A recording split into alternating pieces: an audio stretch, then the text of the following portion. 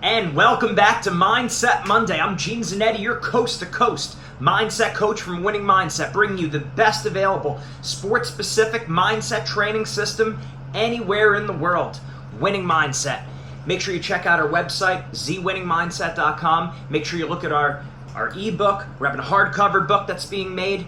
We have do-it-yourself programs on confidence, building aggressiveness, goal setting. Make sure you get your hands on that. Make sure you're following us on our social media pages, on our Instagram, our Twitter. Make sure you're checking out our free podcast as well as our free YouTube page. Constantly flooding you with great mindset information. Winning Mindset. Okay, so today's topic, we're talking about 10 rules for the season. 10 rules for the season that you absolutely want to follow. It's only going to make you better. It's only going to help you bring out your very best. So, they are, and this is in no particular order, 10 rules for the season. Number 1, never be outworked. Okay? If someone's better than you, someone's better than you. You could work on that. You could improve. But it's never an excuse to be outworked. Always be the hardest worker on your team. And the way you do that is don't compete with the other people in the room. Compete with yourself. Keep getting as much out of yourself as you possibly can. So when we talk about 3 things that are within your control, it's your effort, your attitude, and your aggressiveness. And when we talk about never being outworked, that's number 1. That's effort. One simple question. Did I go all out or did I hold back?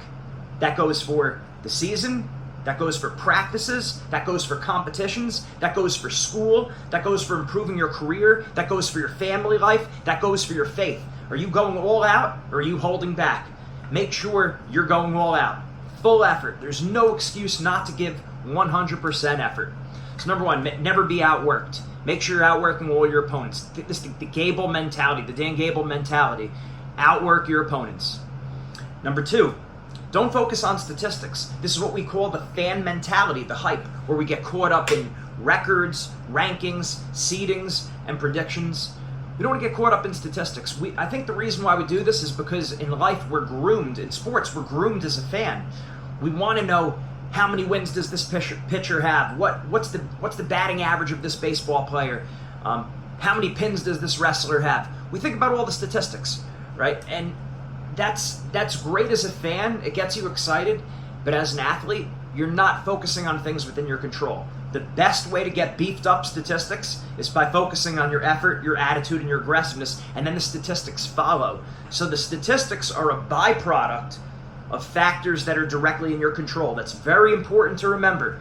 Don't focus on the statistics, because then what happens is we're not always giving a full-out effort. We're not always necessarily staying positive. We're not always going for it.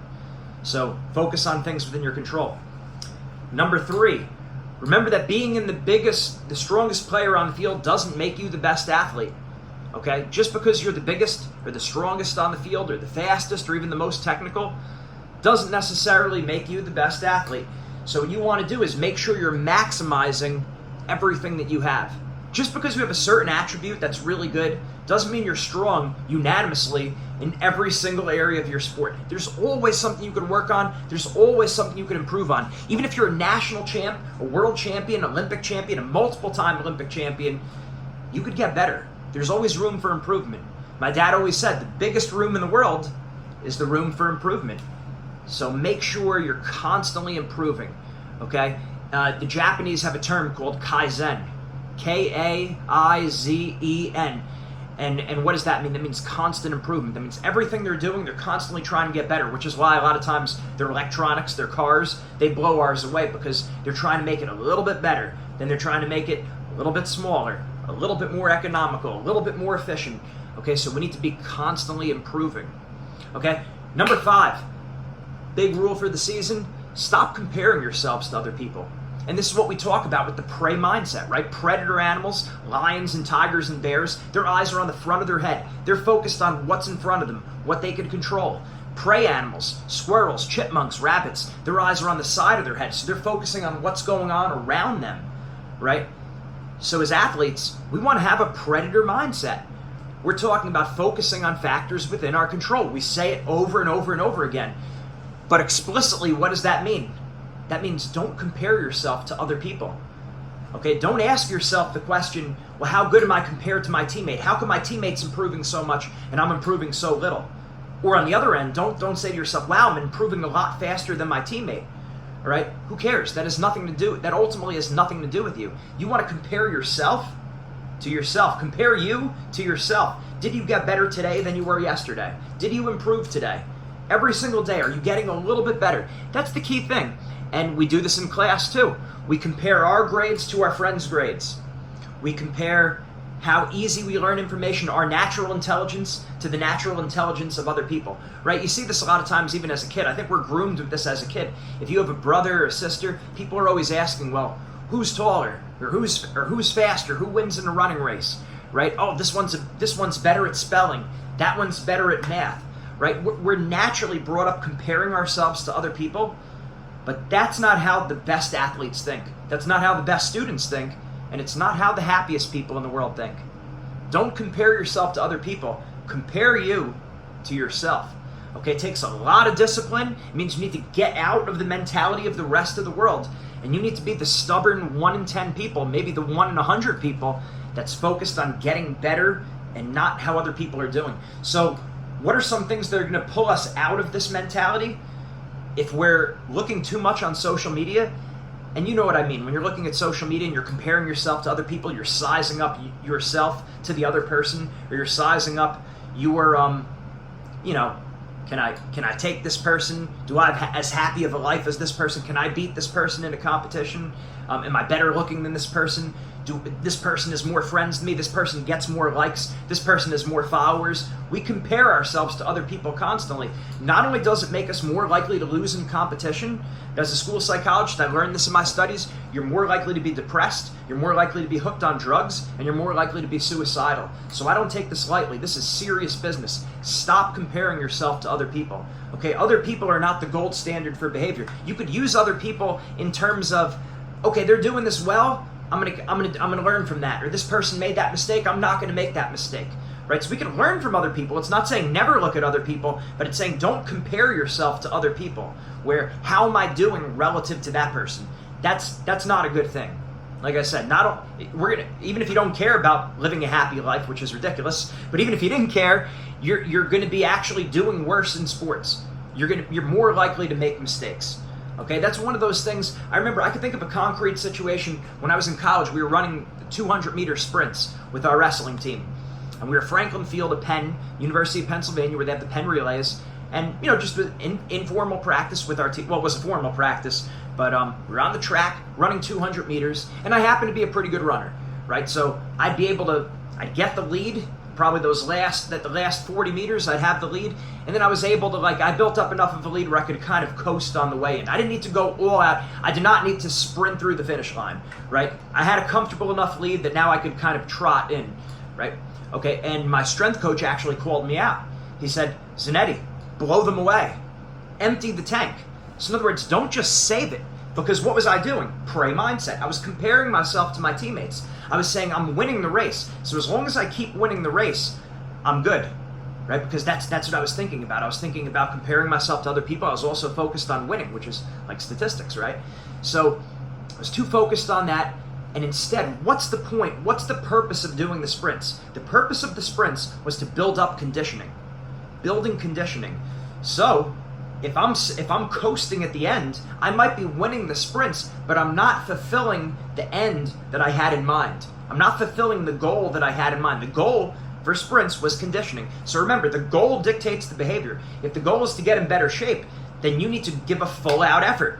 You can't hold back, right? So if you start with your goal in mind, my goal is to build conditioning, then what does that mean? That means if I know we're running 10 200-meter sprints, and I know in my head I could win all 10 if I build up enough of a lead and then coast, so I save my energy, right? Or instead, I go all out on those on each sprint, on every single sprint, I go all out. There's a good chance that by sprint number 10, I'm not winning. There's a good chance that I might personally tank at sprint 5 or 6, where now I'm not only am I not winning, but I'm finishing in the bottom half, maybe even towards the end of the group. But what did I do? I'm building my conditioning, so that's the goal. So I know that's a long-winded explanation right there, a long-winded example, but it's very important. That's what happens when we compare ourselves to other people. That's what happens when we focus too much on the end result. We wind up not fulfilling the goal that we set out to do. And in this case of sprinting, it was conditioning. Okay, so number 6, being thankful for the opportunity to compete. Okay, anyone who's been with us for any amount of time knows that for winning mindset, we have 4 mindset principles. Our team hangs them up inside their practice room, in their locker room, where they compete. A lot of our athletes have it up in their bedroom. They have the 4 mindset principles. Mindset principle number 1 is I am thankful for the opportunity to compete. I am thankful for the opportunity to compete. If you listen to interviews after a World Series, a Super Bowl, an Olympic championship, a Stanley Cup, you name it, whatever the sport is, you hear a lot of these athletes saying this. I was just thankful. I was thankful for the opportunity to compete. And when you hear it over and over, you start to realize it's not by chance. These athletes are onto something. Having an attitude of gratitude is going to counteract nerves. In other words, you're not going to be as nervous if you're thankful. And this is true because, look, go to any local nursing home, any local hospital, and you see there's people that can't move, they can't think the same way you can. You have a blessing that you're able to compete. So you got to remember, it's a blessing. And what we do in competition, and I was guilty of this, we're thinking too much about winning, we're thinking too much about success, and we're not thankful. So what happens? We get very nervous, and usually then we do worse. As opposed to being thankful, being grateful. It's a blessing that I get to compete. So when you have that attitude, you're not as nervous. It's actually an inverse relationship. It's an opposite relationship. The more grateful you are, the more thankful you are, the less nervous you're going to be. Not only that, but for your mental health, they found that the opposite of depression is not happiness. Okay, psychologists have found the opposite of depression is not happiness. It's actually thankfulness, an attitude of gratitude. That's why people like Tony Robbins, Oprah, they recommend having a gratitude journal. And this is nothing new. The wisdom of the saints and church teachings, giving thanks to God every day before you go to sleep, giving thanks as part of your examination of conscience. What am I thankful for? And you see now psychology that's catching up with the timeless wisdom that we've known about in our faith. Make sure that you're grateful. Thank God for the blessings that you're able to compete. Okay? And think about when you were hurt. Did you ever have an injury? Were you ever banged up where you couldn't compete? That's what happens when the opportunity gets taken from you. That's why a lot of times, and how did that feel? A lot of times athletes, after they get hurt, or when they get hurt, that's the best thing that could happen to them. Because they have to stop and reflect, and they have to see, this is what it's like when the opportunity gets taken from me. But when I get to compete, I have the opportunity. So what happens? When they return to competition after an injury, they're a lot more thankful. They're a lot more grateful. And because of that, they're not as nervous. So even if you're hurt, even if you're banged up, and that's why we have to do it yourself, bouncing back from injuries, recovering from injuries mentally, we have that bundle. Make sure you get that if you're hurt. That's sometimes the best time to start mindset training because, again, you could renew your mind. You can now think about sports from a clear perspective. So being thankful for the opportunity to compete. You're going to be happier and you're going to compete better. It's a win all the way around. Number 7, be patient. Rome wasn't built in a day. It takes time to succeed. Anything good in life takes time. It's not going to happen automatically. So in a fallen world, we have to suffer. Suffering will bring success if we do it right. Okay, so it takes time to succeed. Life's a journey, not a destination, right? That's what we hear, right? Or, obviously the aim is on the destination, but on the way to the destination, you have the journey. So it takes time. You have to stay true to the process. Trust the process. This is something my brother Greg and I, we would talk about this a lot. So he eventually started off as a pretty good wrestler, eventually became a state finalist in New Jersey, then became one of the top ranked wrestlers in America, right? Beat several national finalists, several All-Americans, just became a great wrestler. And throughout his career, there were a lot of points where he felt like he wasn't getting any better. It was taking time, and I always told him, trust the process. Stay true to the process. All athletes will tell you that. In fact, we're actually thinking about making that a 5th mindset principle and adding that to our poster of mindset principles. I trust the process because it's that important. It takes time. It's not an automatic, it's not every day, all of a sudden you just keep going up. Sometimes it's 2 steps forward, 1 step back. Sometimes, you learn something and then you kind of forget another thing. It just takes time. And that means there's losses involved. That means there's pain that's involved. You're going to get banged up. You're going to get hurt a little bit. Make sure you're doing things smart. Your rehab, your prehab, working on your mobility, working on your stability, working on your flexibility, your nutrition, all that. So make sure you're taking good care of yourself. But there's going to be bumps and bruises along the way. There's going to be tears. There's going to be heartbreak. You're going to make mistakes. People are going to criticize you, blame you, complain. There's going to be a lot. It's going to take time. So you have to be patient. Okay? Those brick walls, the reason why those brick walls are up is to keep people out who don't want it bad enough. Right? I've heard that before. I think that was the last lecture, that whole series. But be patient. All successful people, or pretty much all successful people, it was a long road. Right? We know the road to mastery, what was the magic number? Like 10,000 hours, something like that. I know it's not exactly one-to-one with that, but it's true. We know it takes a lot of time to be successful. So make sure you realize it's a process. Trust the process, stay true to the process. And make sure your process is right. In other words, having a good coach, having a good mentor. That's why you want to have a mindset coach, because we can make sure that you're on the right track. We could step back from the whole situation and we could look and we could see, okay, you're on track academically. You're on track technically. You're on track with your strength, your nutrition. A lot of times we don't examine if we're on track. So you might be improving every day, but you might be able to get even better if you have someone that's watching you, a coach, a mindset coach specifically, that can oversee that whole process. So be patient. It takes time. But trust me, it's worth it. No one ever looks back at their sports career or their academic career and says, man, I shouldn't have worked so hard. Right? Or, man, I wish I sacrificed less. Or I wish I didn't really try to do things right. I wish I would have gave in more to temptation. No one ever says that, right? It's always the opposite. I wish I would have worked harder. I wish I would have been more disciplined. I wish I would have ate healthier. I wish I would have got my 8 hours of sleep. I wish I would have not gotten so distracted by friends. That's what people tend to say. I wish I wasn't so negative. So you're here in this point in time right now, 2019. Don't look back 5 years from now and say, I wish I would have done things better. Start from this fresh moment. You have a brand new moment to start over again, no matter how things were even earlier in the day. Start right now and build a better life for yourself. Build good habits right now. So 5 years from now, 10 years from now, you can look back and you say, I left no stone unturned. I did everything in my power to succeed. And then no matter what happens, whatever the goal was, you're going to say, it was worth it. Look at all these lessons I learned along the way. I lived right. I followed my faith. I followed my morals. I didn't get sucked into peer pressure. I wasn't mentally, emotionally, and spiritually weak, just following the crowd and giving in to my feelings all the time, giving in to peer pressure. I stood my ground. I had love in my heart. I was sincere. I was humble. I was hardworking. I was coachable. That's what you want to be.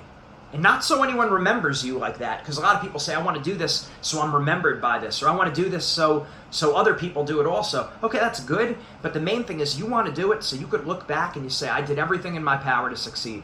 I lived a good life. Okay, so be patient. Number 8, you got to compete for yourself.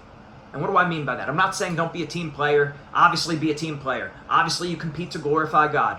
When I say compete for yourself, I really mean not trying to win the praise, the recognition from other people. Not competing just to get, pity from someone else. So someone else gives you a pat on the back. You can't play sports just to make your dad happy. You can't play sports just to make the coach who recruited you happy. You have to do it because you love it, because it's fun. Okay, there's a lot of other things you could be doing in life, and that's something it's important to take time, reflect, and remember. Sports are optional. It's not a must. You don't have to play sports. So if you don't like it, if you're not having fun, you shouldn't be doing it. And I'm not saying it's not always fun. There's going to be suffering involved. It is a process. You do have to be patient. But if you really don't like the sport, don't do it. You can't be doing it for other people. You have to be doing it because you like it, because you think it's fun, because you honestly believe that this is a route to glorify God in your life. You're not just doing it for someone else. Don't just do it to appease your mom or dad. Don't just do it so your coaches are happy, or just because maybe you're a star athlete and you like getting pats on the back from your friend. That's garbage. Compete for yourself in that sense. Compete for yourself because it's fun, because you love it, because you know this is how you glorify God with your life. Okay?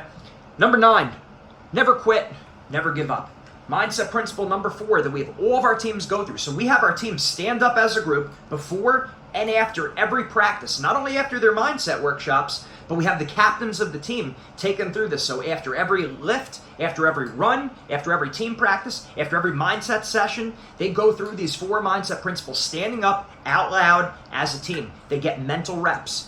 Think about it. We get strength reps in the gym. We get technical reps when we're doing our skills and drills in practice. You need mental reps. So you say these mindset principles out loud, not unlike a martial arts dojo, not unlike the military, not unlike saying the creed out loud. You're saying it, affirmations. Sometimes your mouth needs to teach your heart. So when you say it out loud, you start to believe it in your mind and your heart. You start to internalize it. So mindset principle number 4 is I never ever give up. Get those mental reps. Get hundreds of mental reps, thousands of mental reps. So you get in the biggest moments of competition, you're right there. You're well trained. You never ever give up. So we could quit when we're losing. A lot of times maybe we're down 10-0, whatever it is, and we quit on ourselves. Maybe we're having a bad day in practice, and then we start giving up. We start going less than 100%, right? On the other hand, never giving up, right? That's a real option. Even if you're having a bad day, you could choose whether or not you're going to quit. So make that distinction in your head. It's okay to be having a bad day. It's not okay to throw in the towel. It's not okay to quit. You got to fight through. Now, this is very different from what we were saying before of not doing something that you really don't enjoy doing, right? Like if you really don't enjoy playing sports, don't do it. There's better things you could be doing with your time, really, okay? But assuming that it is something you want to do, you discern this, you like it, it's having fun, you're having fun, you know, just because you're having a bad day doesn't mean you quit that day, doesn't mean you quit on yourself that day. You give 100%. So let's say you're in the weight room. Let's use an easy example for strength training. Let's say your best bench is, I don't know, let's say 200 pounds, right? Let's say that day you're not feeling strong, you're tired, whatever happened, the best bench you could do is 180. Let's even say 150. Let's say you're 50 pounds less than what your best bench is. If that's the best you could do that day, that's what you're doing that day. Now, of course, what I'm saying is according to whatever your strength program is. I'm not telling you what to do in terms of weight. That's a different video. But remembering that whatever it is that your best you can do that day, that's not quitting. That's giving your all-out effort, okay? If you say, oh, you know, I'm not going to be able to lift the 200 pounds, therefore, I'm not going to work out at all. That's quitting, right? So we could quit when we're not doing well. We could also quit while we're doing well. So we could be winning. How many times have we been winning by 2 or 3, and then we pump the brakes, we start holding back, and what happens? The other team starts coming back and scoring, and eventually we lose because we quit. We were quitting while we were winning. How many times that happened to you in sports? How many times have you watched sports on TV or watched your friends play sports, and that's what happened? They quit on themselves while they're winning. That's why we want to adopt a much more hardcore and tough attitude when it comes to winning. And this is why we developed our do-it-yourself aggressiveness program. This is all about what our minds, we have a full chapter dedicated to this in our Predator Mindset book. And we're constantly talking about this in our individual and team program. And that is, you keep scoring and scoring, and eventually you break your opponent, and that's when you stick them in the ground. You step right on their throat. You got to be out for blood. You take the game, now you got to take their heart. You take the match, now you got to take their heart. And when I say this, of course, we're saying fair, square, by the rules. You're not doing anything illegal. You're not being cheap. But you got to go hard. You got to stuff them. You can't feel bad for someone when you're beating them. Otherwise, what happens is, again, we pump the brakes and we're more likely to lose. We're more likely to do worse. So being tough when you're out there. Step on their throat when you're winning, right? And again, I'm using all this very vivid mental imagery because you need to get hardcore with yourself. Just because you have a lead, 3, 4 points, 3 or 4 runs, whatever it is, you're 2 or 3 touchdowns, you can't say in your head, okay, I'm going to let up now. You have to have this very vivid mental imagery where you're going to punish your opponents legally. You're going to, you know, they never want to go against you again. That's the mentality. It's still psychological warfare. You want to get in their head. You want to send a message. And this is the main reason why we're doing it. We're not doing it just to get in their head. We're not doing it just to send a message to everyone in the state or everyone in the country, right? That's a nice effect. But we're doing it because we're not giving up. That's the main thing. By never giving up, we're fighting through the whole time. Okay, so making sure we never quit, we never give up. Number 10, keeping things in perspective. And this is one of the big things that we see. Big problem, huge problem in high school sports and college sports. We lose perspective, and we make sports number one. Okay? Sports are at least number 4 on the list. Like literally. Number 1 is your faith and morals. Number 2 is your family obligations. Number 3 is school. Number 4 is athletics. That's the bottom line. If you're a student athlete, student comes before athlete. How many times have we heard, don't be a dumb jock, be a scholar athlete. Remember, the NCAA clearinghouse, you won't be able to compete if your grades are low. Also, that's going to come at the expense. If you're focusing on sports more than school, not only might you might not be able to compete because you're not academically eligible, but what are you doing for your future? Eventually, you're going to need a job. You're going to need a career. And all these skills that you've learned in school, now you need to apply that to your career. So we always say, sports needs to be a metaphor for your whole life. Sports is a vehicle for building virtue to set you up for success in your entire life. If you're in high school sports and you're serious about competing in college, it's a business. Okay? It's a business. You're using sports as a vehicle to help get you into a better college. Me, a lot of my friends, that's what helped us get into an Ivy League school. Sports opened up a door for us that would not have been opened if we weren't playing sports. Of course, because we did well in school also, but sports helped open the door. So that's the key, using sports as a vehicle. Even if you weren't an athlete, even if you were, whatever, a musician, student council, you're using that as a vehicle to build virtue, to get you into a good school, to improve you for a future career. Building virtue, that's the key. So making sure you keep things in perspective, and you never sacrifice your faith and morals, your principles. That just can't be shaken, because that's what you're built on.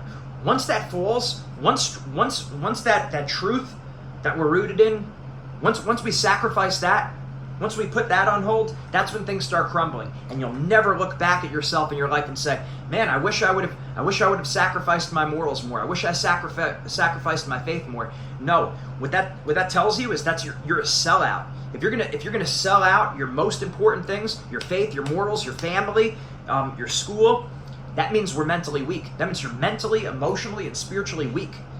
So we got to suck it up and get tough. Keep things in proper order. Keep things in proper order. And remember, if they're not in proper order, it's because we're addicted. It's because we're slaves. We're not free. If we were free, we'd be able to maintain a proper order. That's what separates us from animals. Animals have to do whatever they feel, right? They get the impulse, they got to do it. Humans, we're rational. We're intelligent. So we could make those moral choices. We could say, no, I feel like doing this, but I'm going to do that instead. Okay, so we want to use our feelings. We don't want to be governed by our feelings. We don't want to be enslaved by our feelings and our emotions. In the same way, we don't want to be enslaved by other people's opinions. We don't want to be we don't want to be addicted to praise, recognition, pity, or approval from other people. Right? So keep the proper perspective. Otherwise, like I said, not only are you less likely to fail, you're much more likely to fail. You're also much more likely to be depressed and to look back at a very sad life. You know, you look at a lot of these top athletes, a lot of top Hollywood stars, some of the most successful people, richest people, they're depressed. Not all of them, of course, but a lot of them, they're depressed.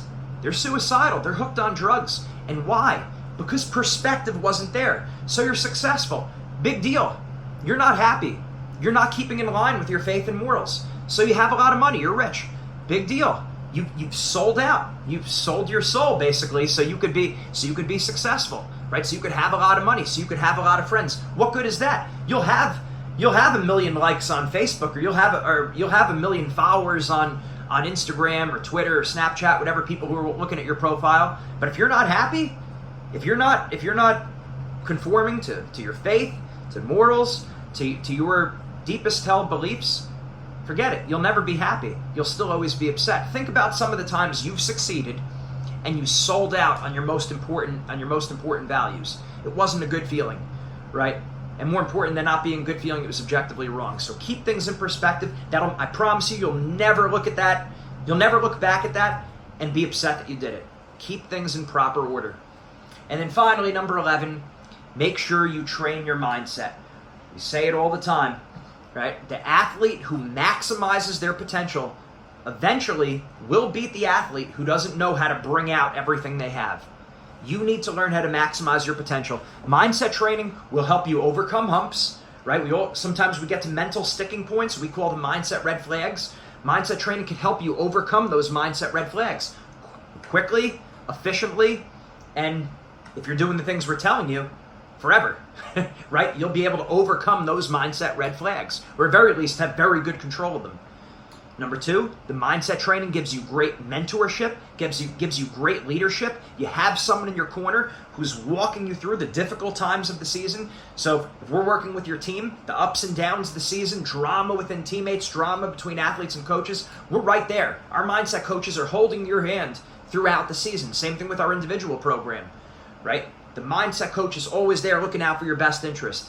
Great leadership and culture building. And finally, mindset training helps you maximize everything that you have. So at the end of your career, right, the best athletes probably need the most mindset training because they're the ones that are getting interviewed. They're the ones that are being videotaped. They're the ones who have scholarships and professional deals that are on the line, right? The best athletes are the ones that have the most expectations on them. They have the most exposure. So you want to maximize what you have. If you're at the top, you want to keep it there. You want to keep building a gap, building a distance on your opponents. So you want to have that mental edge. Even if you're the very best, you still need the mindset training because this is what's going to make you even better and keep you at the very top of your field. So at the end of your career, you want to make sure you left no stone unturned. You did everything possible to help you reach your goals. So I always say it, sports, school, and life, all the above. Mindset makes the difference. Make sure you follow us every week. Mindset Monday, Winning Mindset. Again, make sure you check out our podcast. Make sure you check out our YouTube page. Make sure you're looking at our link tree. Get one of our bundles that we have, our confidence bundle, our aggressiveness bundle, those do-it-yourself programs. Make sure you have our book, and make sure you're doing the mindset training, especially the individual program and the team program. We want to help you get to the next level. I get fired up about this stuff because this is exactly what I needed back when I was competing. And when I was coaching, while I was doing my master's degree at Springfield College, this is exactly what I could have used to help my athletes maximize their potential with the mindset training. So I said it before, I'll say it again, mindset makes the difference. We'll see you next week.